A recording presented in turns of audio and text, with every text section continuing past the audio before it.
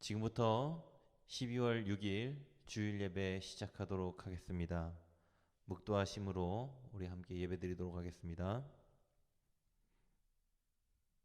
내가 하나님 여호와께 하실 말씀을 들으니 무릇 그 백성 그의 성도들에게 화평을 말씀하실 것이라. 그들은 다시 어리석은 대로 돌아가지 말지로다. 진실로 그의 구원이 그를 경외하는 자에게 가까우니 영광이 우리 땅에 머무리이다. 인애와 진리가 같이 만나고 의와 화평이 서로 입맞추었으며 진리는 땅에서 솟아나고 의는 하늘에서 굽어 보도다. 여호와께서 좋은 것을 주시리니 우리 땅이 그 산물을 내리로다. 의가 주의 앞에 앞서가며 주의 길을 닦으리로다. 아멘. 살아계시고 역사하신 하나님 감사합니다. 하나님 대강절 2주차를 맞아 빛으로 오신 예수님을 우리가 주로 맞이합니다. 하나님 우리에게 언제나 좋은 것으로 그리고 또한 화평으로 우리를 인도하여 주신 그 예수 그리스도에게 감사를 드리며 하루하루를 살아갈 수 있도록 인도하여 주시고 오늘 이 예배 가운데서도 그 놀라우신 주님의 인애와 진리가 오늘 우리 가운데 함께하는 놀라운 역사를 경험할 수 있도록 하나님 인도하여 주시옵소서. 감사를 드리며 예수님의 이름으로 기도합니다. 아멘. 우리 사도신경으로 신앙 고백하시겠습니다. 전능하사 천지를 만드신 하나님 아버지를 내가 믿사오며 그 외아들 우리 주 예수 그리스도를 믿사오니 이는 성령으로 잉태하사 동정녀 마리아에게 나시고 본디오 빌라도에게 고난을 받으사 십자가에 못 박혀 죽으시고 장사한 지 사흘 만에 죽은 자 가운데서 다시 살아나시며 하늘에 오르사 전능하신 하나님 우편에 앉아 계시다가 저리로서 산자와 죽은 자를 심판하러 오시리라. 성령을 믿사오며 거룩한 공예와 성도가 서로 교통하는 것과 죄를 사하여 주시는 것과 몸이 다시 사는 것과 영원히 사는 것을 믿사옵나이다. 아멘. 우리 다 함께 찬송가 88장을 찬송하시겠습니다. 찬송가 88장입니다. 내 진정 사모하는 친구가 되시는 구주 예수님은 아름다워라. 산 밑에 백합화요 빛나는 새벽별 주님 영원할 길 아주 없도다. 내 맘이 아플 적에 큰 위로 되시며 나 외로울 때 좋은 친구라. 주는 저 산 밑에 백합 빛나는 새벽별 이 땅 위에 비길 것이 없도다. 내 맘의 모든 염려 이 세상 고락도 주님 항상 같이 하여 주시고 시험을 당할 때에 악마의 개교를 즉시 물리치사 날 지키시네. 온 세상 날 버려도 주 예수 안 버려 끝까지 나를 돌아보시니. 주는 저 산 밑에 백합 빛나는 새벽별 이 땅 위에 비길 것이 없도다. 내 맘을 다하여서 주님을 따르면 길이 길이 나를 사랑하리니. 물불이 두렵지 않고 장검도 겁없네. 주는 높은 산성 내 방패시라.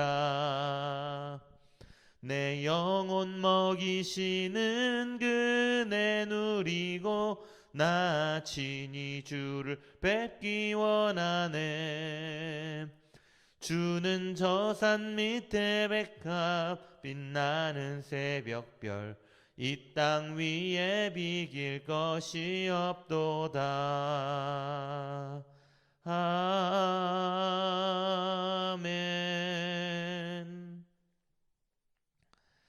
네, 할렐루야. 주님의 이름으로 사랑하고 축복합니다. 우리 옆에 있는 우리 가족들과 우리 함께 인사 나누겠습니다. 주님의 이름으로 사랑하고 축복합니다. 시작. 네, 할렐루야. 네, 주님의 이름으로 축복합니다. 오늘 광고 말씀드리도록 하겠습니다. 이제 한 해가 이제 저물어 가는 이제 마지막 12월이 되었습니다. 2020년을 시작한 지가 엊그제 같은데 벌써 이렇게 한 해가 저물어 간다고 생각하니까 너무나도 아쉬운 마음이 큽니다. 특별히 2020년은 우리가 무언가를 해보지도 못한 한 해인 것 같습니다. 우리 성도님들도 다들 2020년은 정말 다사다난했고 쉽지 않았을 한 해였을 것이라 압니다.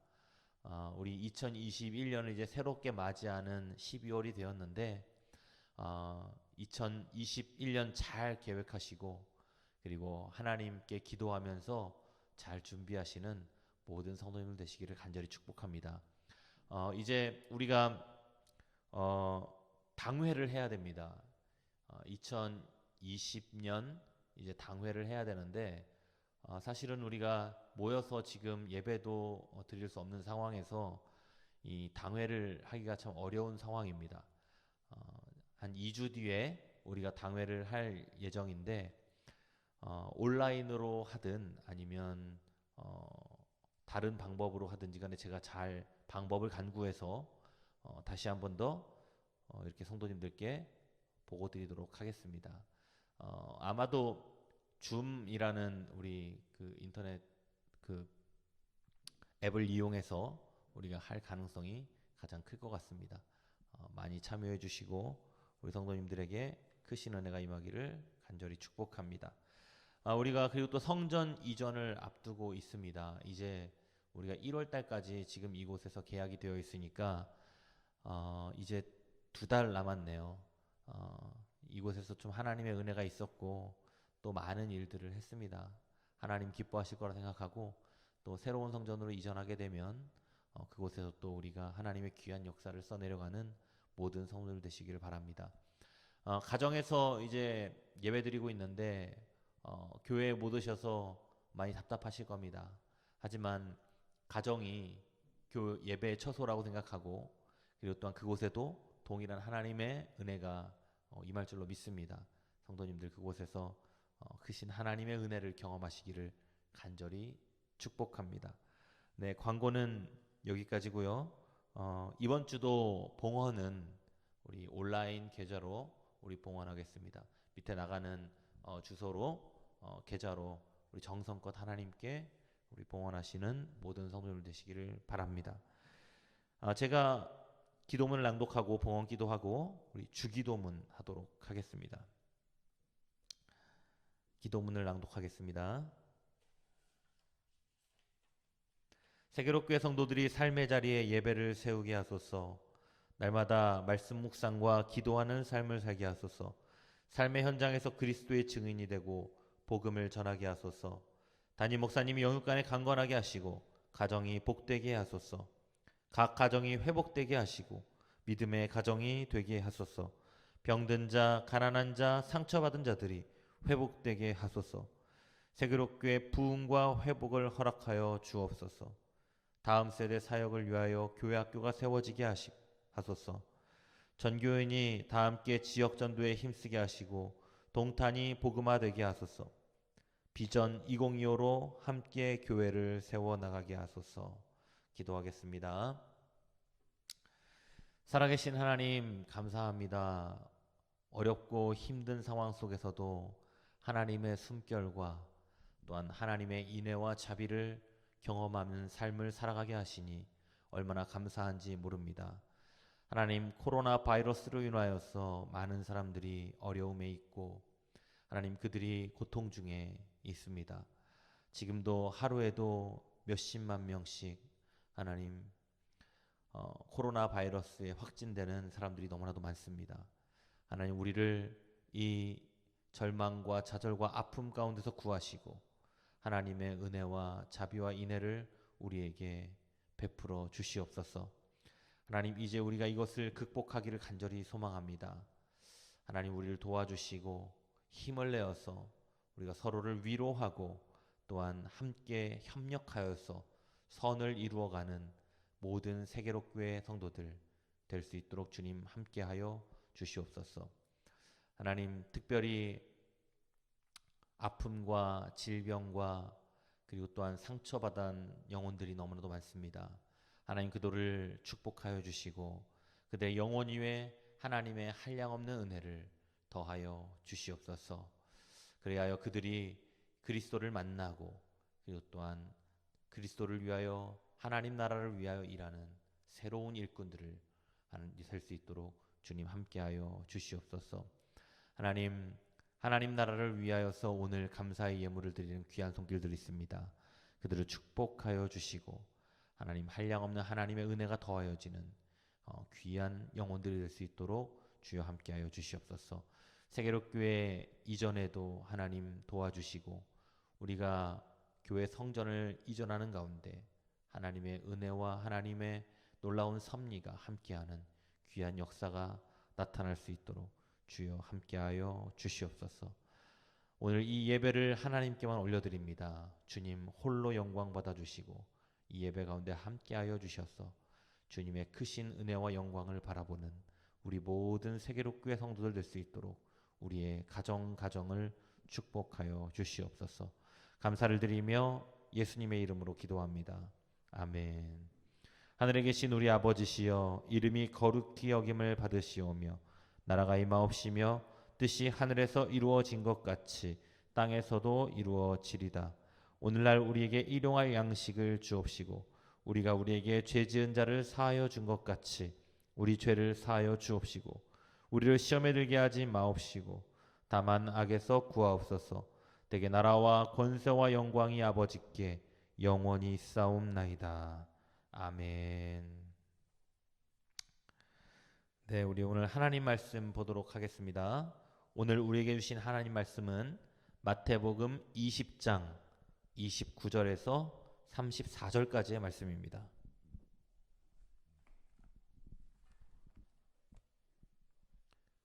마태복음 20장 29절에서 34절까지의 말씀입니다.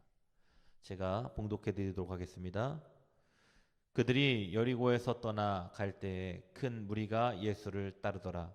맹인 두 사람이 길가에 앉았다가 예수께서 지나가신다 함을 듣고 소리질러 이르되 주여 우리를 불쌍히 여기소서. 다윗의 자손이여 하니 무리가 꾸짖어 잠잠하라 하되 더욱 소리질러 이르되 주여 우리를 불쌍히 여기소서. 다윗의 자손이여 하는지라. 예수께서 머물러 서서 그들을 불러 이르시되 너희에게 무엇을 하여 주기를 원하느냐. 이르되 주여 우리의 눈을 뜨기를 원하나이다. 예수께서 불쌍히 여기사 그들의 눈을 만지시니 곧 보게 되어 그들이 예수를 따르니라. 아멘. 할렐루야. 오늘 예배 드리시는 모든 성도님들의 가정 위에 한량없는 하나님의 은혜와 축복이 임하기를 간절히 소망합니다. 네, 오늘 기적은 어디서 일어나는가 라는 주제로 우리 하나님 말씀 증거하도록 하겠습니다. 오늘 본문 말씀을 보면 이 예수님이 여리고성을 떠나려고 하고 있을 때 이 두 명의 소경이 간절히 소리를 질러서 예수님을 만난 이야기를 오늘 본문이 말하고 있습니다. 여러분 여리고성에 대한 이야기 많이 들어보셨죠? 여리고성은 정말로 성경에서 유명한 성읍입니다. 이 여리고성이 어떤 곳인가 하면 여리고성은 이 팔레스타인 일대의 최고의 성읍 중에 하나로서 이 성은 이미 BC 7000년경에 건설되었을 만큼 굉장히 역사와 유래가 깊은 이 성읍이었습니다. 이곳은 또 우리가 여호수아가 이스라엘 백성들과 함께 하루에 한 바퀴씩 그리고 마지막 날 7바퀴를 돌아서 싸우지 않고 피 흘리지 않고 하나님의 말씀에 순종해서 이 차지한 성읍으로도 유명한 것을 우리는 너무나도 잘 알고 있죠. 또 이 여리고는 예수님의 족보에도 나오는 이 라합의 고향이기도 하였고, 이 예루살렘에서 걸어서 하루 정도 걸리는 위치를 하고 있습니다. 또 여리고성은 여러 차례 정복 전쟁에 의해서 부서지고 다시 세워지고 부서지고 지어지고를 이 반복했던 그런 성읍이기도 했습니다. 사실은 굉장히 이 여리고라는 이 성이 요새입니다. 요새. 그래서 새로 신축된 이 여리고성은 이 당시 팔레스타인 경내에서 가장 아름다운 곳으로 소문났던 그런 성읍이기도 했었습니다. 가장 중요한 것은 이 여리고의 이 지역적인 지형적인 특징이 가장 중요하겠죠. 이 여리고라는 지역은 이 지형적으로 굉장히 중요한, 성경에서도 굉장히 중요한 지역입니다. 여리고는 이 갈릴리 지방과의 연결 통로가 되기도 하고, 그리고 이 성경에서 가장 중요한 예루살렘으로 들어가는 이 관문의 역할을 하기도 하는 곳이 바로 이 여리고였습니다. 결국 예수님이 여리고에 왔다는 것은 무엇을 의미하는 것입니까? 예수님이 여리고에 왔다는 것은 이제 예루살렘으로 들어갈 준비를 하고 있다는 거예요. 그래서 예루살렘에서 어떤 일이 벌어집니까? 마지막 예수님의 십자가의 순환과 그리고 예수님의 최후가 이 예루살렘에서 있다는 것을 우리는 너무나도 잘 알고 있죠.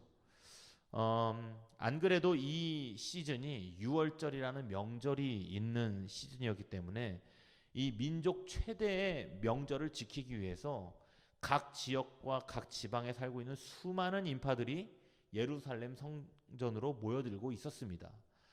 그런데 예루살렘 성전으로 들어가기 위해서는 여리고를 거쳐야 하니까 많은 사람들이 또 여리고 성에서 머물러 가기도 하고 이곳을 지나가기도 하고 뭐 이렇게 했었을 것입니다.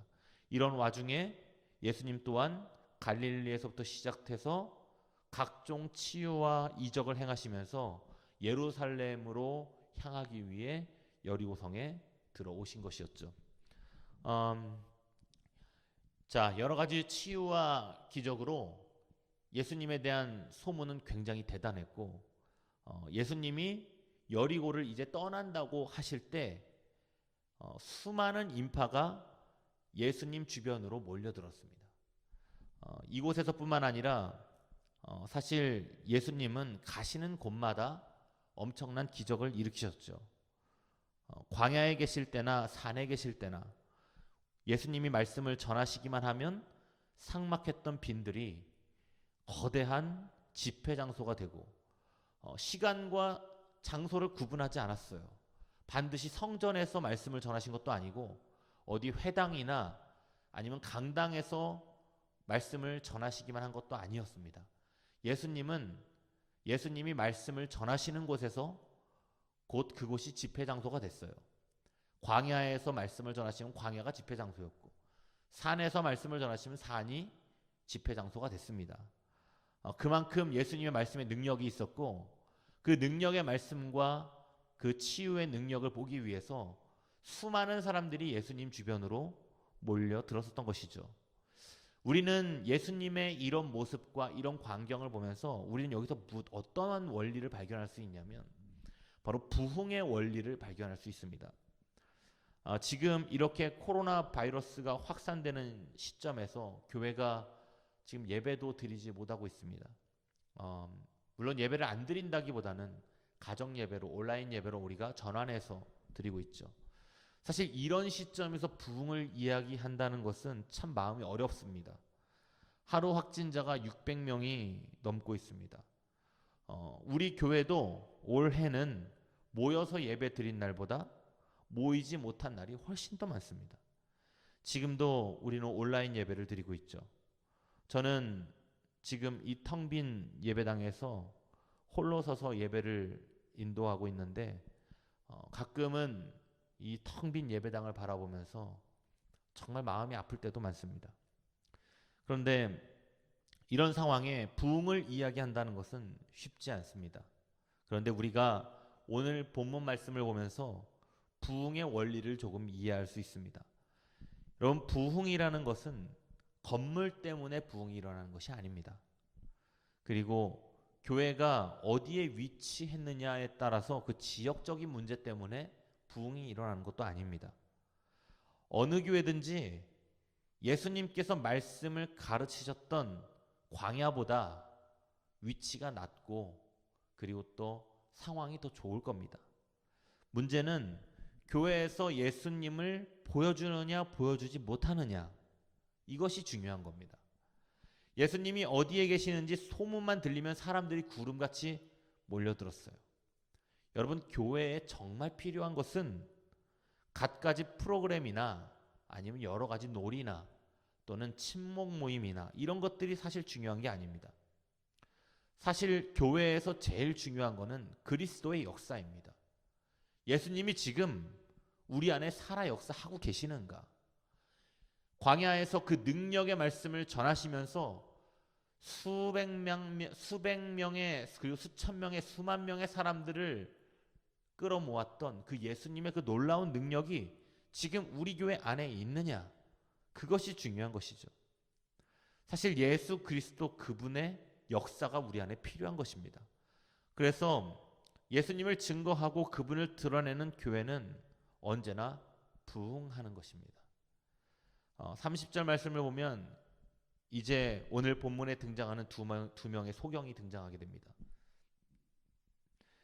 자, 이 두 명의 소경은 길가에 앉아 있다가 예수님이 지나가신다는 말에 소리를 질렀어요. 오늘 뭐라고 소리를 질렀냐면, 다윗의 자손이신 주님, 우리를 불쌍히 여기소서.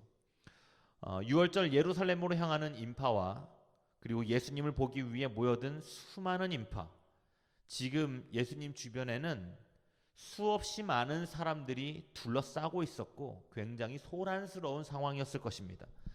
그 사이를 뚫고 이들의 외침이 예수님의 귀에 들린 거예요. 앞을 볼 수 없다는 이 비극이요, 이 불행인 이 두 사람이 자기 자신들의 그 불행과 아픔을 극복하기 위해서 자기 자신들이 가지고 있는 힘 없는 힘 다 짜내서 예수님을 향해 소리를 지른 거예요. 오늘날처럼 맹인들을 위한 여러 가지 복지 시설이라든지 여러 사회에서 만들어 놓은 제도라든지 이런 것들이 있는 시대도 아니었습니다. 그들이 느끼는 절망감은 한두 가지가 아니었을 거예요. 정말로 열악한 환경 속에서 이들은 살아갔을 것입니다. 맹인이었으니 당연히 생활할 수 있는 능력이 되지 않았을 것이고, 날마다 밖에 나와서 사람들에게 구걸해서 먹고 사는 것 말고는 다른 방법이 없었을 것입니다. 그러니 이 두 사람의 외침 속에는 예수님을 만나고자 하는 그 간절함과 함께 그들만의 아픔과 슬픔이 배어 있었던 거예요. 지금 이 상황이, 저는 이 두 사람이 예수님을 향해 소리 지르고 외치는 이 상황을 바라보면서 저는 누가 떠오르냐면 12년 동안 혈루증을 앓았던 여인이 떠오릅니다. 이 여인의 상황과 이 둘의 상황이 약간 흡사한 부분이 있어요. 예수님 주변에 사람이 구름처럼 몰려들었을 때 이 혈루증 앓던 여인이 예수님의 옷자락에 손을 대었을 때 예수님의 능력이 나와서 이 병이 나았던 적이 있었죠. 12년 동안 혈루증을 앓았던 이 여인이 예수님 앞으로 나아가기까지 얼마나 험난한 여정이었는지를 우리는 알 수가 있습니다. 예수님 주변에 수없이 많은 사람들이 모여들었잖아요. 예수님이 가는 곳마다 수없이 많은 인파들이 몰려들어서 예수님을 둘러쌌어요. 이 여인은 어떤 여인이냐면 혈루증이라는 질병을 앓고 있는 여인이에요. 당대 사회가 이런 여인을 어떻게 취급했느냐, 이게 중요한 것이죠. 여러분, 우리가 환자를 보면서 불결하다고 생각하는 사람들이 있습니까? 환자를 보면서 우리가 딱한 마음을 가지고 있는 마음을 가지고는 있을 수 있어도 그 환자를 보면서 아이 불결한 사람, 얼마나 불결했으면 저런 병에 걸려, 이렇게 바라보지 않잖아요. 이게 왜 그런 거냐면 사회적 인식이 바뀌어서 그런 겁니다. 인권이라는 것도 생기고 그리고 또 사회적 인식과 여러 가지 제도들이 바뀌면서 이런 것들이 좋아진 거죠. 근데 당대 이 예수님 당시의 사회에서 혈루증을 앓던 여인은 굉장히 불결한 여인이에요. 그래서 이 여인과 자리를 함께하는 것, 그리고 이 여인과 만남을 가졌던 것 자체가 불결하게 여기기 때문에 이 여인은 사람들이 거주하고 있는 그 마을과 사회 속으로 들어올 수 없었습니다. 그러니까 이 여인은 자동 격리 상태에서 혼자서 쓸쓸히 외로이 살아갔었던 거예요. 지금이야 이런 질병 가지고 있으면 병원 찾아가고 또 병원에서도 이 전염병이 아님을 알려주고 있지만 당시의 상황은 이런 질병 가지고 있는 여인을 불결하게 취급했고 사회에서 완전히 격리시켜버린 것입니다. 만약에 잘못해서 이 여인이 사람들 사이에 들어갔다 그러면은 사람들 사이에서 당대 상황으로 볼 때 불결하다 또는 또 불평을 사람들이 늘어놓게 된다면 잘못하면 돌에 맞아 죽을 수도 있는 상황들이 이 여인에게는 발생할 수도 있는 사회적 상황이었습니다. 그런 상황 속에 있는 이 여인이 예수님을 만나러 가겠다는 결단을 하는 것도 상당히 어려운 일이지만 모든 것이 결단한다고 되는 것도 아닙니다. 지금 예수님의 인기가 하늘을 찌를 정도로 높았기 때문에 예수님이 가시는 곳마다 사람이 구름대와 같이 많았습니다. 여러분 혹시 연예인이 온다고 해서 연예인 보러 가보신 적 있나요? 저도 연예인을 보러 간 적이 있는데 서로 앞자리에서 연예인 얼굴 한번 보려고 앞다투어 좋은 자리를 차지하곤 합니다. 그런데 그런 자리에서 연예인을 바로 앞에서 보기가 쉽지가 않습니다. 저같이 건장한 젊은 사람도 사람들을 뚫고 비집고 가서 제일 앞자리로 못 갑니다. 제일 뒤에서 바라보거나 아니면 뒤에 있는 어디 턱 같은 데 올라가서 이렇게 고개 빼고 보고 뭐 그런 식으로 보게 되겠죠. 신체 건강한 남자라 해도 연예인을 앞에서 볼 수 없는 것입니다. 그런데 이 여인은 예수님 주변에 사람이 그렇게 많았는데 그 사이를 뚫고 들어가서 예수님의 옷자락에 손을 대었다는 거예요. 지금 예수님을 만나러 오기 위해 온 사람이 수를 헤아릴 수 없을 정도로 많은 숫자가 모였습니다. 여러분 모든 사람들이 같은 자리에 있었어요. 이 여인도 그 자리에 있었고 예수님을 보기 위해서 모인 그 수만 명의 사람들도 같은 자리에 있었습니다. 그런데 여러분 이 중에서 기적을 경험하는 사람은 단 한 사람이에요. 누가 기적을 경험합니까? 혈루증 앓던 여인, 이 여인만이 기적을 경험해요. 왜 그럴까요? 다른 사람들이 예수님 앞에 나온 이유와 오늘 이 혈루증 앓던 여인이 예수님 앞에 나온 이유가 다르기 때문에 그런 것입니다. 다른 사람들은 예수님 신기해서 구경하러 온 거예요. 예수님이 가는 곳마다 병든 자를 치유하고 막 기적 같은 거 일으키니까 이 사람들 신기해서 온 거예요. 반면에 이 여인은 왜 왔어요? 예수님 구경하러 온 게 아니에요. 오늘 예수님이 나 고쳐주지 않고 그냥 가시면 나에게 다시는 기회가 오지 않아요.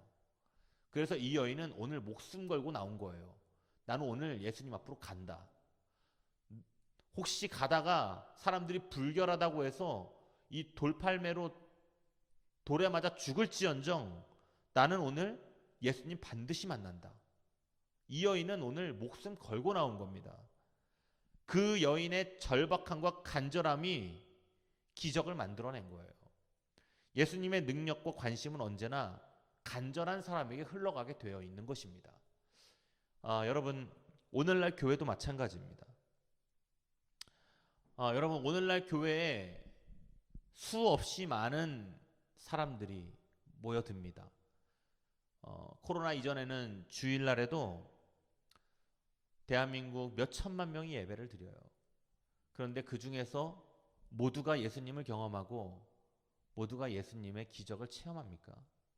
그날 막 예배에 막 감격스러워서 모두가 다 그렇게 됩니까? 그렇지 않죠. 오늘도 각 가정에서 예배드리고 있습니다. 성도님들 잘 생각하셔야 됩니다. 여러분 가정에서 예배드리는데 오늘도 그냥 한 주 지나가는 한 주구나라고 생각하고 지금 그 자리에서 형식적으로 예배드리며 앉아있는 사람이 있을 겁니다. 그런데 이런 사람이 있어요. 오늘 영상 예배지만 나는 이곳에서 반드시 하나님 만나야 된다. 그 정도로 간절한 사람들이 있습니다.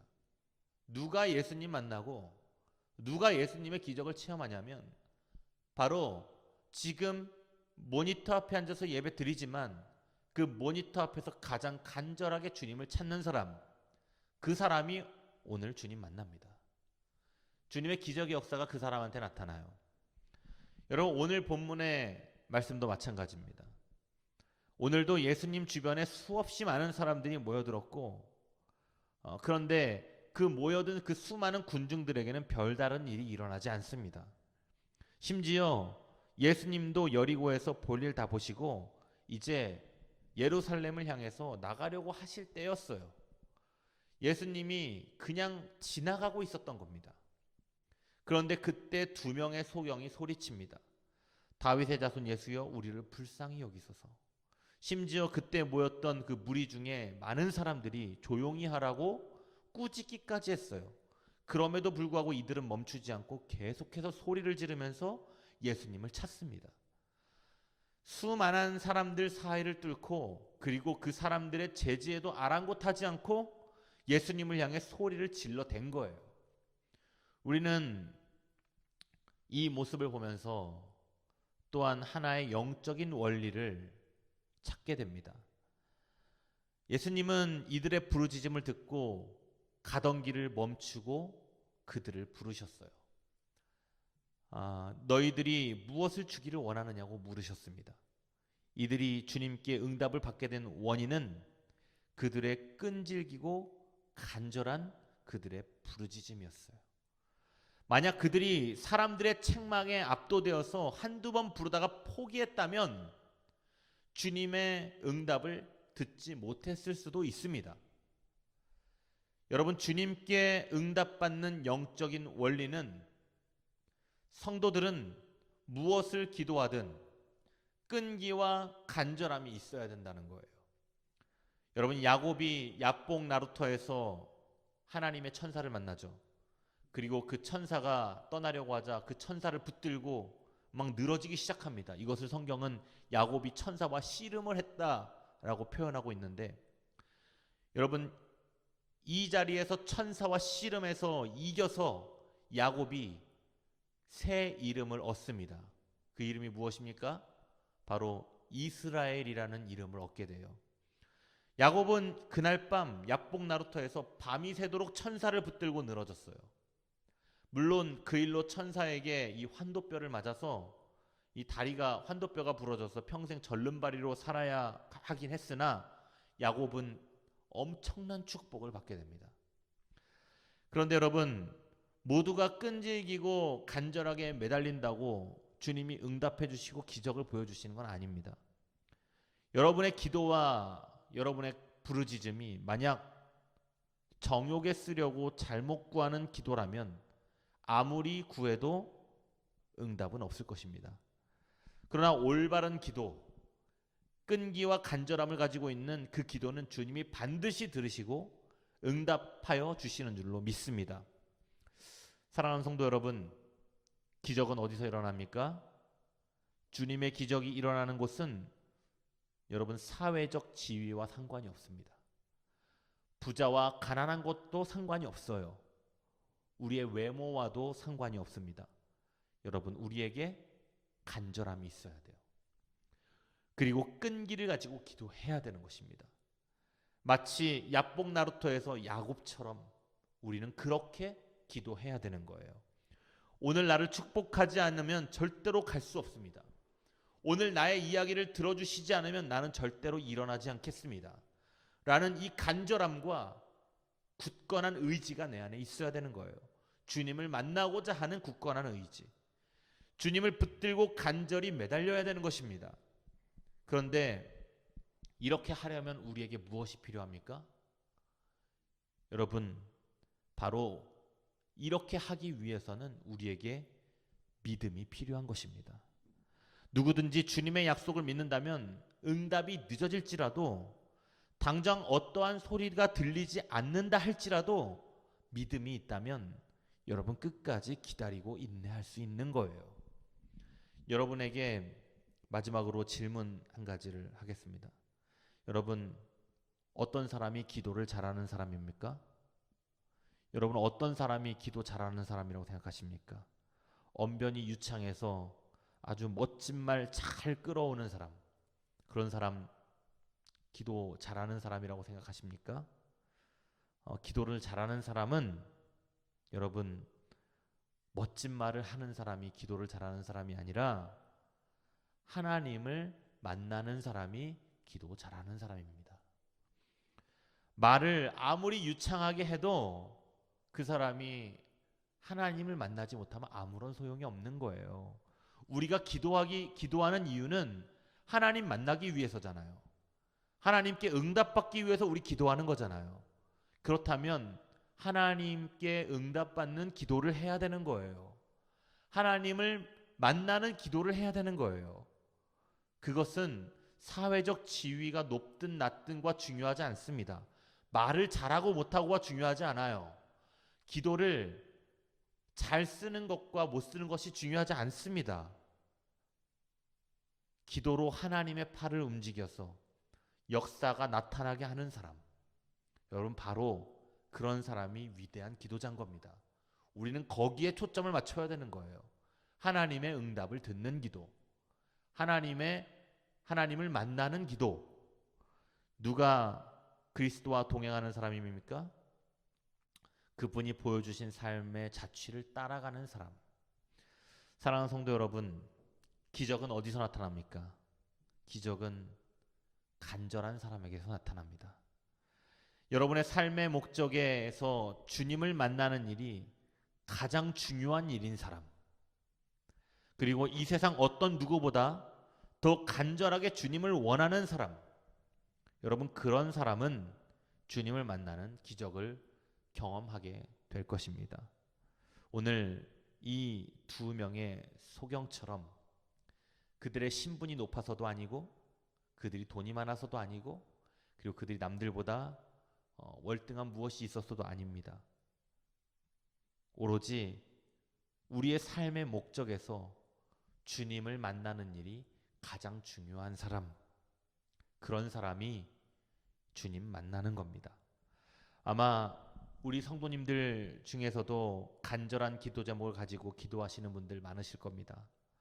여러분, 지금까지 응답이 없으셨습니까? 그렇다면 여러분 다시 생각해 봐야 될 수도 있습니다. 무엇을 구하셨습니까? 나의 정욕을 위해 구하셨습니까? 아니면 진정 주님을 만나는 일에 초점을 두고 기도하셨습니까? 오늘 이 마음속에, 여러분의 마음속에 오늘 이 본문에 나오는 이 두 명의 소경처럼 그들의 간절한 마음과 인내가 여러분 안에 있다면 반드시 주님 여러분 만나 주실 것입니다. 기도의 방향을 바로잡고, 그리고 간절한 마음으로 주님께 기도한다면 주님 반드시 여러분의 마음을 만지시고 응답해 주실 줄로 믿습니다. 놀라운 하나님의 역사가 여러분의 가정 위에 임하기를 간절히 축복합니다. 기도하겠습니다. 살아계신 하나님, 감사합니다. 우리는 부족하고 연약하여서 날마다 쓰러지고 무너지고 그리고 절망하며 살아갑니다. 오늘도 우리에게 절망될 일이 너무나도 많지만 우리가 그리스도를 믿는 믿음으로 오늘도 소망을 갖고 살아갑니다. 주님이 만나주시면 절망적이었던 내 마음이 소망으로 바뀌게 되고 상처받았던 내 마음에 치유와 회복이 일어날 줄로 믿습니다. 세계롭게 성도님들 가정 위에 놀라운 간절한 부르짖음과 이들의 기도가 끊이지 않게 하여 주셔서 각 가정 위에 하나님의 축복과 능력의 역사가 나타나는 귀한 은혜를 허락하여 주시옵소서. 지금은 우리를 사랑하셔서 십자가에 못 박혀 죽으시고 부활하신 예수 그리스도의 은혜와 하나님 아버지의 끝이 없으시고 한이 없으신 사랑하심과 보혜사 성령님의 감화 감동하시는 놀라운 역사하심이 오늘 각 가정에서 예배드리는 성도들 한 사람 한 사람 머리머리 위에, 이들의 가정 위에, 이들의 직장 위에, 그리고 이들의 모든 기업 위에 이제로부터 영원토록 함께 하시기를 간절히 축원하옵나이다. 아멘.